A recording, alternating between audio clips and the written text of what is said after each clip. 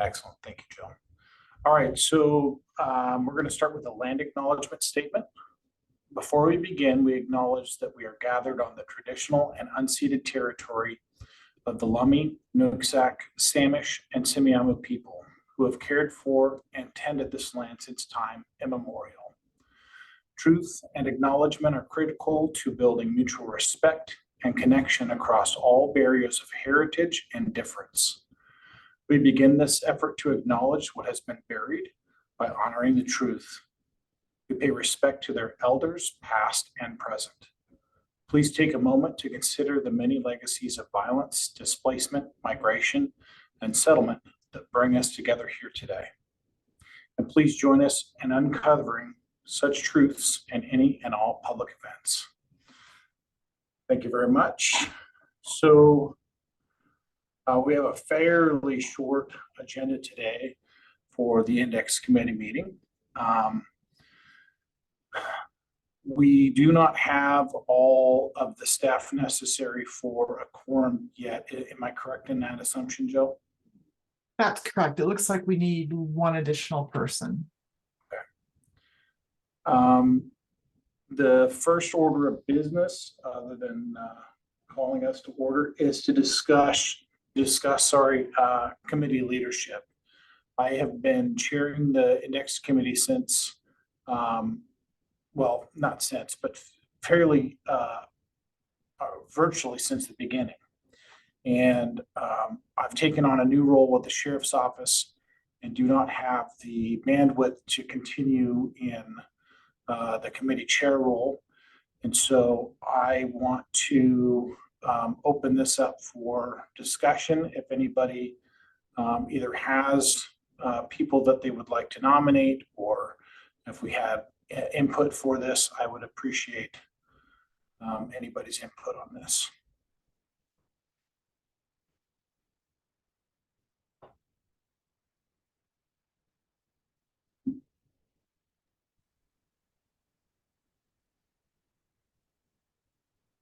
Peter, I see you there.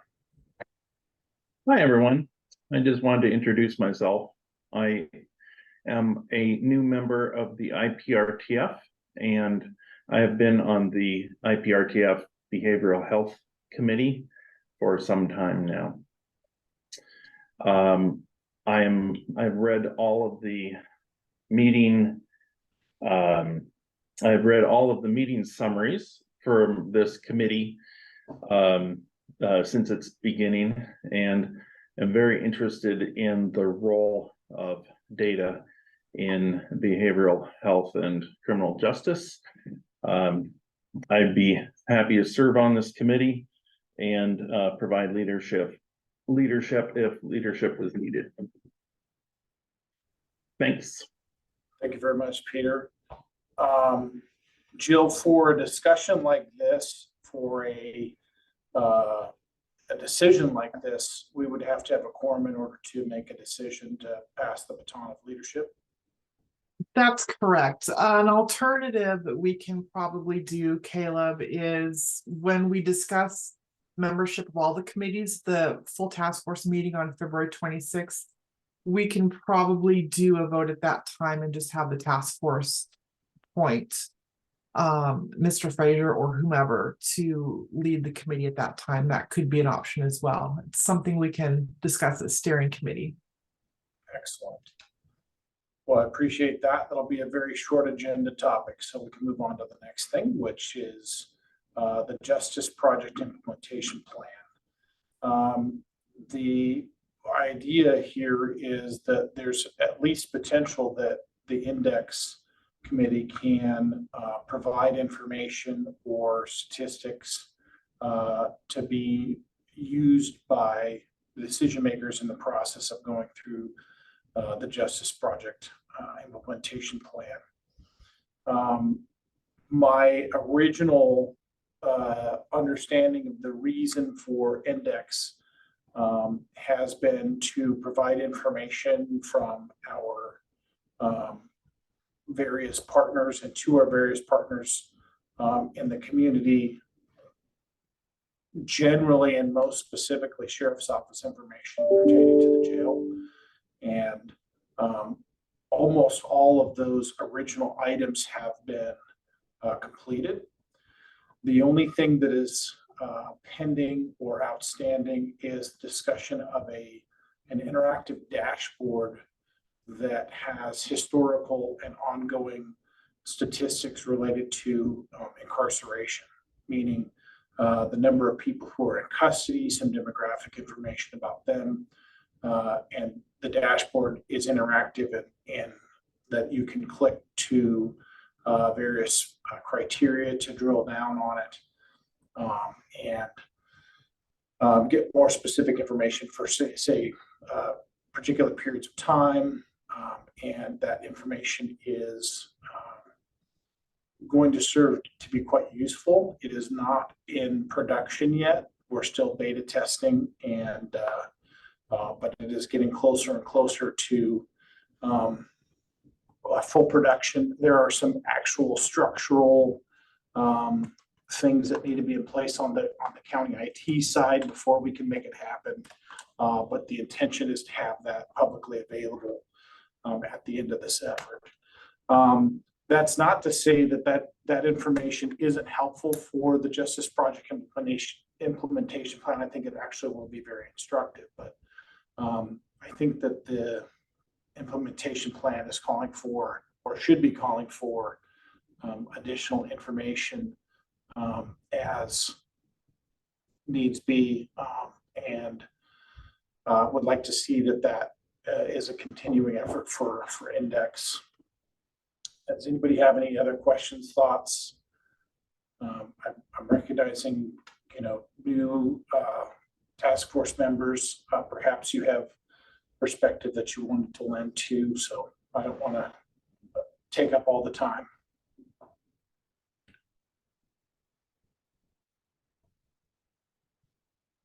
Go ahead. You're muted, and I assume, is your name Birdie? Is that right? Unmute. Okay. I'm Birdie Safford, and I'm a new member of the IPRTF as well, and I'm very interested in being on the index committee, so that's why I'm attending. I'm very interested in data as well as Perry and how we can use it to inform ourselves. So I, of course, being new, have lots of questions despite reading the minutes and attending the old meetings. One of my questions is, what is the timeline, or do we know on the planned hiring of the 2 analysts that's listed in the county budget? And what role will they play, and how much will we be interacting in that arena? Perry? Yeah, Perry Rice, I'm the county's IT manager. One of those positions is in IT, and it's a senior applications administrator. And we have a number of open vacancies right now, but we're going to do whatever we can to get that posted here within the next month or so. Got it. It will take a while. We may have an internal applicant that is interested, but that causes other challenges for us. Right. And we have been working very closely with Chief Erickson on prototyping and things like that. So can't really provide a timeline right now, but I am optimistic that we've gotten a good start. Thank you. So we'll go Peter and then Jeremy.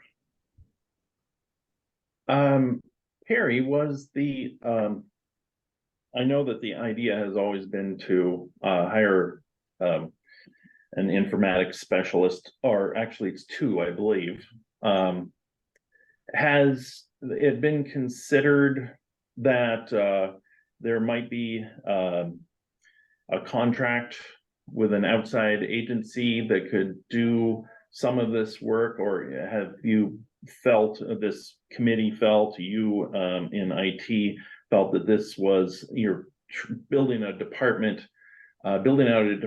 for for this? And then it sounded like you were prototyping I'm curious what it is, if you could give some definition around what you're prototyping. And reading through all of the meeting summaries, I saw there was a large list of basically requests for what it was that needed to be known, and just really interested in some of the details, which we don't have to discuss here, but I would really like to know at some point. So Let's see, first question. I think IT is kind of uniquely positioned to be the one that's able to kind of pull the data out of the county systems. You know, we support the sheriff's office Motorola system. We have actively worked on and helped to support the new prosecutor case management system. We've helped the public defender implement their new case management system. So we have that access and understanding of these regional countywide systems. And perhaps the answer is a mix of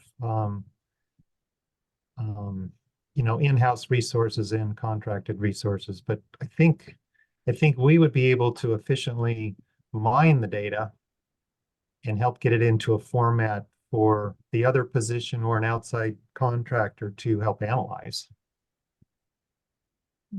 And do you have a data architect as part of your IT department?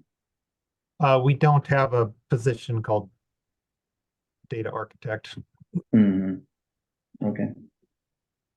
Let's see. Second question was kind of interested in what we have been kind of working with Caleb on. I think it's fairly basic. I think it's just who's in the correctional facility. It's a very dynamic data set that changes hourly. I think we've looked at a couple of other, and Caleb could definitely better answer this question than I, so we'll see if Chief wants to jump in. I'm just curious what the product definition is really, because in going through all of the work product from this committee over 5 years or whatever it's been, there were a lot of questions that people had throughout the county, throughout our agency partners and such, things that people need to know and policy makers need to know. And I'm curious what this product is that you're referring to versus answering all of these questions that policymakers needed answered. So I'm not sure how to get that information, and I'd love to sit down with somebody who could fill me in. I'd be very interested. And it looks as though Bertie's interested as well. So if you don't mind, let me take a couple of moments to explain kind of work that's been done over the years. Jeremy, if that's okay with you, if you can hold for just a moment. Okay.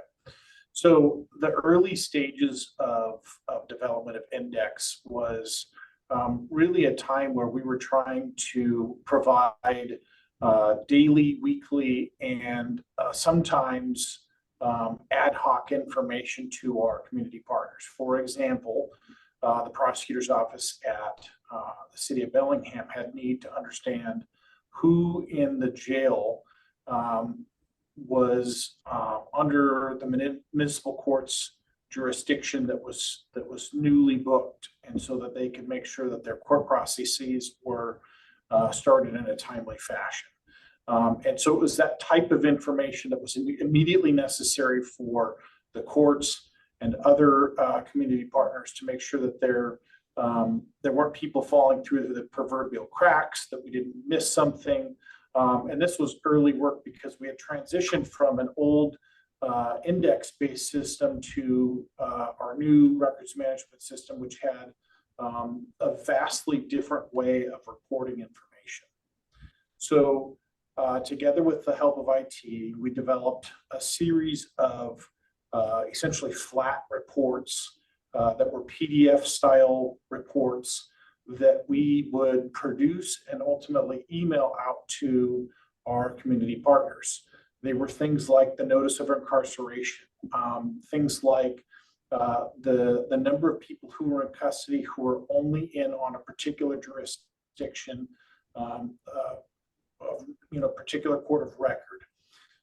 There were things like notice of time served reports, where if somebody had served a period of time in custody and they required some notification to courts in official capacity that they had completed their time or had essentially served their sentence, that there needed to be some recognition of that. And so we automated a number of those types of reports early on. That developed into a discussion about the kind of dynamic information that could or should be available to the greater audience, including the public. And so we took on a project to enhance and upgrade our websites that gather inmate information, and we put together fairly robust and interactive websites on brand new servers, brand new platforms, and those data were they were pulled from our records management system and updated as often as every 15 minutes throughout the day. And so we went from a roster, say a jail roster that had very, very little information, to a roster that would tell you almost on a 15-minute basis why somebody's in jail, whether or not they had an amount of bail, whether or not there was some form of disposition for those offenses, who was the court of record, what case numbers, and really anything that we could give out that was public information. And that was not an insignificant effort, but I think that it was a really, really productive effort. And it answered the vast majority of the questions that were outstanding on the landscape of what Index needed to accomplish. The remainder of that came in from a request from Heather Flaherty. Heather brought up that there are other agencies in the state, Snohomish County, for example, and then there are certainly others that had an interactive dashboard that you could go to get kind of a cross-section or specific point in time information about the people who were in custody, and more than just what are they being held for, because that's already being produced. Specific information about demographic information, for example, race that was reported, or age, or any number of other demographic factors that you could then say, you could pinpoint and say, this is who's in custody at this period of time or during this cross-section of time. And so we began an effort, and it's been a fairly lengthy one, because there are more than just, it's more than just saying, well, we want to gather this information. There's infrastructure that needs to be in place. There's often licensure issues. There's issues of making sure that you've got the right components in terms of software and that it's all integrated properly. And then we've got to make sure that the information that's being pulled out is accurate, because the last thing on earth we want to do is simply publish something and have it be inaccurate, even by a small margin. So we've done a lot of testing on the form and function. We've done a lot of testing on how it should display. We've done final testing on what we think it should look like. And now we're doing testing on making sure that the information is accurate.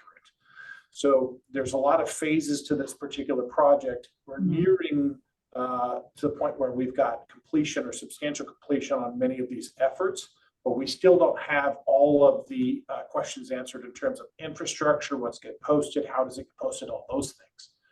But the actual internal mechanisms are looking very good. I've met with the IT virtually every week for months and months and months and months to make sure that this project continues to gain traction and get attention. But it specifically, in case I didn't mention this already, it shows on a year-over-year basis how many people were in custody, averaged out over all levels of supervision. With a click of a button, you can determine how many people were housed at the work center or on electronic home detention or at the main jail or other supervised areas with a click of the button. You can also break down, by category some demographic information. There are pages in there that determine what are the most frequent offenses that you see on people's incarceration. So it's the why people are in custody on a big scale, and who's in custody kind of on a bigger scale. And then again, you can drill down into each of those. It's displayed very much in a graph format with some small labels. So it's relatively user friendly. It's just that we've got to make sure that we've got all the information coming out correctly before we simply release it. So those are the kind of final finishing touches to those efforts. And I think what that does is that answers the vast majority of the questions that our community is asked pertaining to this subject, or the subject of, who's in custody and what does it mean for us as a community. That's great, Caleb. Thank you for that. And it sounds like this, you guys have been doing some really great work. Can I ask a question around that? What databases is it pulling from? How many? Well, the primary database that we gather information for in terms of who's in custody is from our Motorola system. Spillman is what it used to be called. And so that's where we keep the vast majority of our in custody information, including demographics and charging and that sorts of things. So that's the primary database that it's pulling from. It is not pulling from other databases at this point. I'm not saying that it's impossible to do that. It's just that that's not currently the method that's being employed. Jeremy, I didn't want to completely ignore the fact that you had a question. Did we already ask it, or did you have a point that you wanted to make? It's a word about contractors. So I'm an informaticist by trade and training and certification. It's not about answering a simple question. It's knowing what the next 5 questions are going to be. So all the work that's been done is great. But then for folks that don't live in the technical sphere, there's this conversation around, we can pull demographics, we can summarize, we can do all these things. But then there's this question of, what does any of that mean in the grand scheme of things? And the information tells part of the story, but just know that operationally, and Chief Erickson can speak to, I worked with Chief Jones for a little bit as well, just mapping like, how do people move through the system? What happens after you get arrested? And every department or every piece of the mechanism you ask, they have their piece of it. But in order to design a system, to your question about databases, you have to have a very broad view, and it gets really, really technical and very, very enmeshed really quickly, because all these systems work, but they've never traditionally been seen as pieces of the same machine. And so you technically probably could find a contractor that would say, yeah, I'll take your money. But finding someone who has the institutional knowledge, experience, and relationships to navigate the administrative requirements, the security requirements, the technical requirements, the structure, the relationships between disparate information, things that are related, things that aren't related. There's a tremendous amount of work that goes into it. Whatcom County is going through a transformative period that I can speak to King County went through some years ago. As systems become digitized, there is a administrative need to not just have the information infrastructure in place, it's important, but then there's this next part of, where does this information interact with policy, if at all? And that is not something you can just kind of pull off a shelf. It's something that they have invented an entire class of information worker to address and be able to navigate and work collaboratively between it, all the way from administration, all the way into the server basement, vertically integrated solutions, as it were. Excellent. Thank you, Jeremy. Thank you for that. That's great. Helpful. Harry, I didn't mean to cut you off. Yeah, it's just it's a little bit technical, but yes, we have the Motorola sheriff system, and we actually, in order to get the data into a format that is usable, we actually are sourcing that data into another SQL Server database, and then we are reporting off of that. So as Jeremy starts talking about this mesh, there is some mesh associated with that little prototype that we're doing right now. Mm. Yeah, and you know, it's embedded in what Jeremy's talking about too, but something as simple as agreeing on a lexicon can be really a huge challenge, you know. You say potato, I say potato, right? So that can be a huge factor in all of these data points. I liked what you know, Jeremy said as far as once you have the data, then there's all kinds of questions that begin. Well, I would also say that there's a lot of questions just to get the data, and our Caleb understands the data, and you know, we can pull the data into servers and columns and things like that, but there is a lot of domain specific information that you really have to know how to pull this data together. So it's been a great partnership between the technologists and the database administrators in IT, and with Caleb and his staff. And then of course, that would feed into kind of the role that Jeremy and the informatics folks would play. Yeah, and I don't mean to suggest that in not being able to manage chairing this committee that I'm not going to be a help. I just have a lot of other things that are demanding my time, and I'm just not able to do the good work that this committee is due in terms of chair. Caleb, I had that question, and I'm very glad that you are going to continue to work with us on this topic. Yeah, it's more of a matter of I don't think that I'm able to devote enough time to this chair position and that specific work that's going on here, and I don't want to shortchange this group for the simple fact that I'm not finding enough bandwidth in my day.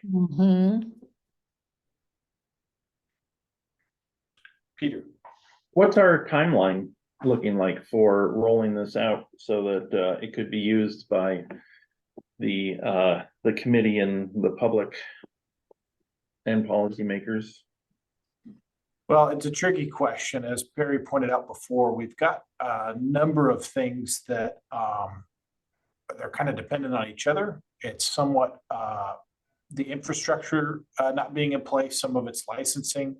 And then of course we have to do some data testing. So it's hard to put an exact time frame on it. Perry, you might be able to speak to it more. Well, I think that staffing is critical. We do what we can with shared positions and stuff. But you know, we're also faced with all kinds of projects to keep the criminal justice systems healthy. We're working on a project to upgrade the sheriff's office system. We continue the implementation in the prosecutor. We have lots and lots of just projects to maintain the things, and that's why having some dedicated resources to focus on the criminal justice data is going to work out real well. So I would hope we would have you know, perhaps we could take a look at the prototype at a subsequent one of these and just talk a little bit more about that. But I think it'll be later this year. Okay.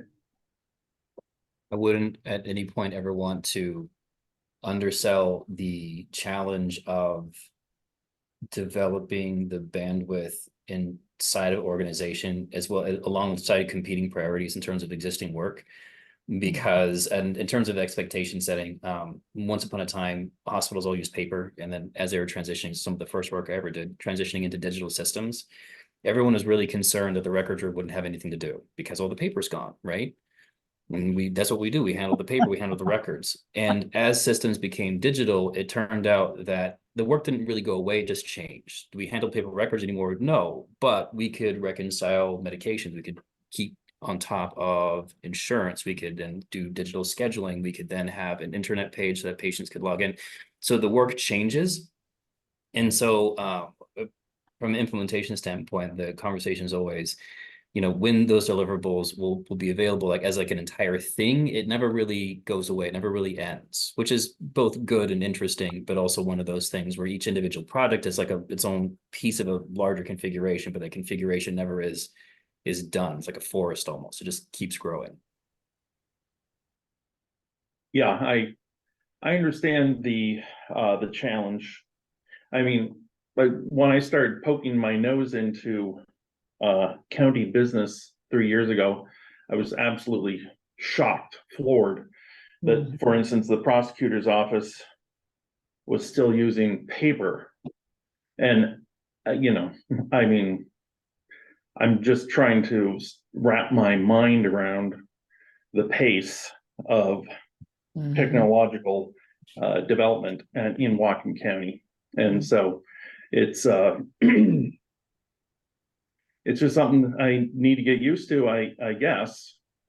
But you know, without the information, without the data, you know, we're spending a lot of money, a lot of effort, just countless hours on diversion programs, and as you know, Jeremy, and all this work. And I just hope to God we can move this whole project forward, so that we really know that we're using our resources well and delivering services that people are counting on. And so just very interested in this work, and doing anything we can to help move the whole process forward. So thanks for all the work.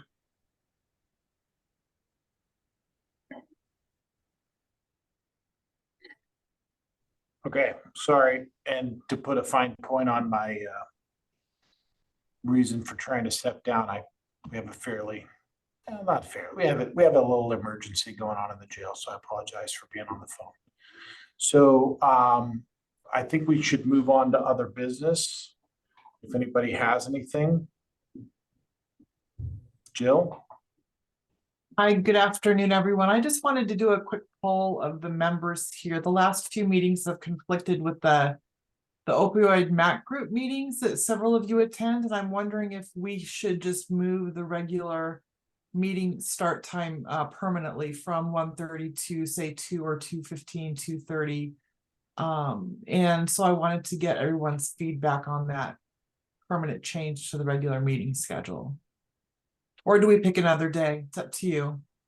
Yeah, either or. I don't mind the day. We just have to move it back a little bit. I think 2:15 is appropriate. Give people a chance to switch gears, get to someplace new if they have to move, and I think that's an appropriate change. Okay, great. Thank you. Jill, before you go, I don't see anybody have any other business. Can you handle public comment? I can, yes. We do have one attendee virtually today. If you'd like to speak to the committee, please virtually raise your hand by selecting the raise hand icon. And I don't see a hand raised. Peter, is there anyone in the council conference room with you who would like to speak to the committee? There is no one here, Jill. All right, thank you. Okay, that means we're adjourned. Thank you, everybody.